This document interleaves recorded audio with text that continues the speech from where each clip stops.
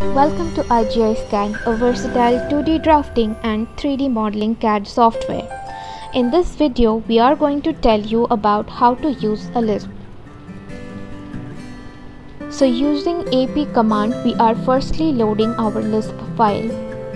So select the file type as LSP and select your file name and open.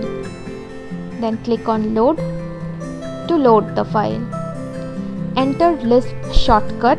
So now we are typing Flange to start and then select the center of Flange. So now you can create Flange according to standards. Here we want whole patterns, so we are specifying our inputs, and after that we click on draw and then select its position. Next, if Lisp does not run, then check its path and click on OK.